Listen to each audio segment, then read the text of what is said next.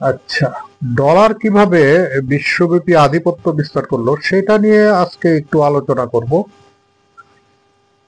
তো আলোচনা করতে গিয়ে একটু প্রাসঙ্গিকতা আসবে, বিভিন্ন এদিক সেদিক যাইতে হবে কথা বলার জন্য, তা না হইলে এই যে পুরা আলোচনাটার মর্মার্থ হ্যাঁ তৈরি হবে না, হ্যাঁ বোঝা যাবে না। লিঙ্ক আছে এই আলোচনার সাথে, বিভিন্ন অনেক ঘটনা লিঙ্ক আছে। হ্যাঁ, আচ্ছা, প্রথম লিঙ্ক হচ্ছে বিশ্বযুদ্ধ, দ্বিতীয় বিশ্বযুদ্ধ। দ্বিতীয় বিশ্বযুদ্ধ শুরুর পর থেকে আপনারা জানেন, দ্বিতীয় বিশ্বযুদ্ধ শুরু হয় প্রায় 1939 সালের দিকে। তো শুরু থেকেই কিন্তু আমেরিকা এই যুদ্ধে অংশগ্রহণ করেনি। আমেরিকা এই যুদ্ধে অংশগ্রহণ করছে 1942 সালে।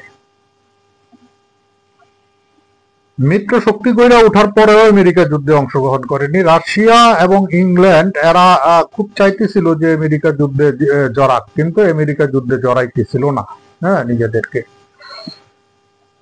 এবং আমেরিকা বার্গেনিং করতেছিল একটা বিষয় নিয়ে ইংল্যান্ডের সাথে, এবং সেই বার্গেনিংটা এমন একটা পর্যায়ে চলে গেছিল যে 1941 সালের দিকে আমেরিকা তৎকালীন প্রেসিডেন্ট রুজভেল্ট এবং তৎকালীন ব্রিটিশ প্রধানমন্ত্রী চার্চিল, তারা আটলান্টিক মহাসাগরের তীরে, আপনার প্রায় কানাডার উপকূলের কাছে, এই উপকূলটার নাম হচ্ছে মেইনল্যান্ড, হ্যাঁ, এইরকম মেইনল্যান্ড উপকূলে এই দুই নেতা রুজভেল্ট এবং চার্চিল 9 দিন ব্যাপী আলোচনা করেন, এবং আলোচনা শেষে তারা একটি চুক্তিতে স্বাক্ষর করেন। সেই চুক্তির নাম হচ্ছে আটলান্টিক চার্টার। এই চুক্তিতে আমেরিকা ইংল্যান্ডকে শর্ত দেয় যে দ্বিতীয় বিশ্বযুদ্ধের পর, মানে এটা সমাপ্তি হওয়ার পর, ইংল্যান্ড আর কোনো কলোনি পৃথিবীতে রাখতে পারবে না, তার সমস্ত কলোনি ছেড়ে দিতে হবে। এবং বলা চলে যে এই শর্ত ইংল্যান্ড না মানলে আমেরিকা যুদ্ধে জড়াবে না, এরকম একটি অলিখিত কথাবার্তা রুজভেল্ট চার্চিলের সাথে আলোচনা করে। আমেরিকাকে যুদ্ধে জড়ানোটা ইংল্যান্ডের জন্য একটা কূটনৈতিক সাফল্যের একটা অংশ হিসাবে তারা নেয়। হ্যাঁ, তো দ্বিতীয় বিশ্বযুদ্ধের আগে আমেরিকা পৃথিবীতে কখনোই তাদের কোনো কলোনি ছিল না, এবং ব্রিটিশ কলোনি এবং ফ্রান্স কলোনি, হ্যাঁ, এরাই হচ্ছে বিশ্বব্যাপী তখন রাজত্ব করত। তো আমেরিকা যখন এই কলোনি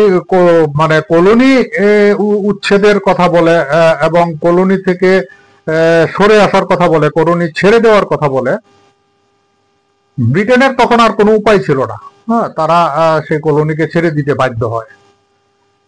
অনেকেই প্রশ্ন করেন যে এমন একচ্ছত্র আধিপত্য বিস্তার করা ব্রিটেন হঠাৎ কিভাবে এরকম আধিপত্যহীন হয়ে গেল, এবং আমেরিকা হঠাৎ করে সারা বিশ্বের উপর নিয়ন্ত্রণ নিয়ে নিল। হ্যাঁ, এই যে নিয়ন্ত্রণ নিয়ে নেওয়া আমেরিকার হঠাৎ করে, এইটাই হচ্ছে মূল বিষয় আমার আলোচনার। হ্যাঁ, আমেরিকা এবং চার্চিলের মধ্যে যে 9 দিন ব্যাপী আলোচনাটা হয়, এই আলোচনার ফলাফলেই পরবর্তীতে মিত্র শক্তি, হ্যাঁ, আপনার শক্তিশালী হয়।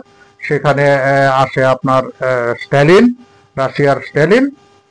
পরবর্তীতে রুজভেল্ট, স্ট্যালিন এবং চার্চিলকে সাথে নিয়ে তারা যুদ্ধ শেষ হওয়ার আগেই জাতিসংঘ গঠনের সিদ্ধান্ত নেয়, এবং চার্চিল এবং স্ট্যালিন উভয়কেই আমেরিকা একরকম জোর করে বলেন বা ব্ল্যাকমেলিং করে বলেন, হ্যাঁ, তারা রাজি করায় যে এই ইয়ার পরে, দ্বিতীয় বিশ্বযুদ্ধের পরে আর কোনো যুদ্ধ বিগ্রহ চলতে পারবে না, সমস্ত সমস্যার সমাধান হবে, আমরা একটা জাতিসংঘ গঠন করব, সেই জাতিসংঘে সমস্ত সমস্যার সমাধান হবে, যা কিছু বলার সেখানে বলবা, সেখান থেকে সমস্যা হবে, সেটা যুদ্ধ নিয়ে হোক, অর্থনৈতিক দ্বন্দ্ব নিয়ে হোক, হ্যাঁ, নানান কারণে, কারণ অর্থনৈতিক দ্বন্দ্বের সাথেই তো আপনার কলোনি সম্পর্কিত। হ্যাঁ, কলোনি হচ্ছে অর্থনীতি বিস্তার, অর্থনৈতিকভাবে একটি দেশের লাভবান হওয়ার একটা প্রক্রিয়া। সেই দেশকে শোষণ করবে, তার অর্থনীতি লুটপাট করবে। হ্যাঁ, এইভাবেই তো কলোনিগুলি, এই জন্যই তো কলোনিগুলি তারা তৈরি করছে। এবং কলোনি থেকে এরকমও একটা আছে, স্ট্যাটিস্টিক্স আছে, যে এই শুধুমাত্র ভারতবর্ষ এবং অন্যান্য যে ব্রিটিশ কলোনি ছিল, সেই সমস্ত কলোনি থেকে তৎকালীন সময়ে ব্রিটেন $100 ট্রিলিয়ন মূল্যের সম্পদ তারা নিয়ে গেছিল ব্রিটেনে। তাহলে বুঝেন। এই যে যাই হোক, এই যে একটা কলোনি থেকে তাদের যে সরে আসার যে আমেরিকার যে একটা স্ট্র্যাটেজি, হ্যাঁ, এবং আমেরিকার যে একটা রাজনৈতিক কৌশল, হ্যাঁ, সেই কৌশলের পিছনে আমেরিকার একটা উদ্দেশ্য ছিল। সেই উদ্দেশ্যটাই হচ্ছে আপনার নিজের আধিপত্য বিস্তারের একটা উদ্দেশ্য। সেই আধিপত্য বিস্তারের প্রক্রিয়াটা হচ্ছে আপনার মার্কিন ডলারকে বিশ্বব্যাপী একমাত্র মুদ্রা হিসাবে প্রতিষ্ঠিত করা, যেই মুদ্রার মাধ্যমে সারা বিশ্বে লেনদেন হবে, ব্যবসা বাণিজ্যের লেনদেন হবে। হ্যাঁ, এইটা তারা কিভাবে করে? এখন যুদ্ধের পরে এরা ধরেই নিয়েছিল যে যুদ্ধের পরে দেশগুলিতে প্রচুর সাহায্যের দরকার পড়বে।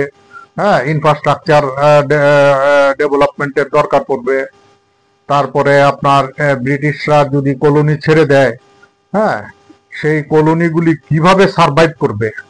তার তো ক্যাপিটাল লাগবে, পুঁজি লাগবে তাকে, তার এই দেশটা গড়ে ওঠার জন্য। হ্যাঁ, তো এইগুলির মীমাংসা করার জন্য তারা তখন একটা ডাকে, একটা কনফারেন্স ডাকে। প্রায় 44টি দেশ, হ্যাঁ, সেই কনফারেন্সে যোগ দেয়। সেই কনফারেন্সের নাম হচ্ছে ব্রেটন উড কনফারেন্স। এটা আমেরিকাতে এই কনফারেন্সটা হয়। এই ব্রেটন উড কনফারেন্সটা হয় 1944 সালে, মানে যুদ্ধ শেষ হওয়ার আগেই। সেই কনফারেন্সেই আপনার সিদ্ধান্ত হয় ওয়ার্ল্ড ব্যাংক এবং IMF গঠনের। IMF বা ইন্টারন্যাশনাল মনিটরিং ফান্ড, তারা আন্তর্জাতিক মুদ্রা তহবিল, যে বাংলায় যেটা বলা হয়, এরা লেনদেনের জন্য মুদ্রাকে স্থিতি রাখার একটা করবে, পলিসি নেবে। তারা এটা দেখাশোনা করবে। আর বিশ্ব ব্যাংক এই সমস্ত কলোনিগুলি সহ যে যারা যুদ্ধে ক্ষতিগ্রস্ত হয়েছে, তাদের ইনফ্রাস্ট্রাকচার ডেভেলপমেন্টের জন্য তারা ঋণ দিবে, খুব কম সুদে। হ্যাঁ, তারা ঋণ দিবে। এই দুইটা প্রতিষ্ঠান গঠিত হয় এই ব্রেটন উড কনফারেন্সের মাধ্যমে। হ্যাঁ, তারপর এটা তো হয়ে গেল, সিদ্ধান্ত হয়ে গেল। তো হয়ে যাওয়ার পরে কি হইল? হয়ে যাওয়ার পর এখন ঋণটা কিভাবে দিবে, কোন কারেন্সিতে দিবে? ঋণটা দিবে হচ্ছে ডলারে, US ডলারে। এবং প্রথম ঋণ নেয় হচ্ছে ফ্রান্স, প্রায় $250 মিলিয়ন ঋণ নেয়, US ডলার ঋণ নেয় ফ্রান্স। তবে ওই যে US ডলার, যেটা আপনার বিশ্বব্যাপী যে ডলার দিয়ে তারা করবে, ঋণ বিতরণ করবে, হ্যাঁ, সেই US ডলার কিন্তু আবার গোল্ড ব্যাক ছিল। তার এগেনস্টে US ডলার যে ছাপানো হইতো, সেই US ডলারের পিছনে, প্রতিটা US ডলারের পিছনে গোল্ডের রিজার্ভ থাকতো। মনে করেন যে $1 বিলিয়ন US ডলার ছাপানো হইলো, $1 বিলিয়ন সমপরিমাণ গোল্ড তারা রিজার্ভ করত। হ্যাঁ, এটাকে বলে গোল্ড ব্যাক US ডলার। হ্যাঁ, তো এই গোল্ড ব্যাক US ডলারের মাধ্যমে যখন তারা করলো, তহবিল বিশ্ব ব্যাংকের মাধ্যমে আপনার ঋণ দেওয়া শুরু করলো, এবং এই ঋণ দেওয়ার ভিতর দিয়ে US ডলার সারা বিশ্বে এস্টাবলিশ হয়ে গেল। তারপর আন্তর্জাতিক মুদ্রা তহবিল কি করলো? আন্তর্জাতিক মুদ্রা তহবিল লেনদেন গুলিকে নিয়ে আসলো, বিশ্বের সকল লেনদেন গুলিকে নিয়ে আসলো আপনার US ডলারে। হ্যাঁ, এই আপনার মনে করেন 50-এর দশক থেকে নিয়ে 60-এর দশক, 70-এর দশকে US ডলার মোটামুটি আপনার মনে করেন বিশ্ববাজার দখল করে ফেললো। হ্যাঁ, এবং ইউএস ডলার দখল করার সাথে সাথেই আপনার ব্রিটিশ আধিপত্য, হ্যাঁ, আধিপত্যের বিস্তার আপনার শেষ হয়ে গেল এবং আমেরিকার আধিপত্য বিস্তার পাকাপোক্ত হয়ে গেল। সেই যে ইউএস ডলার আপনার সেই সময় থেকে যে আপনার আন্তর্জাতিক লেনদেনের যে একটা মাধ্যম হয়ে উঠলো, সেটা এখনো বিরাজমান। হ্যাঁ, এইটাকেই বলে ডলারাইজেশন প্রক্রিয়া। হ্যাঁ, এইভাবেই ডলার, হ্যাঁ, বিশ্বব্যাপী বিস্তার লাভ করে।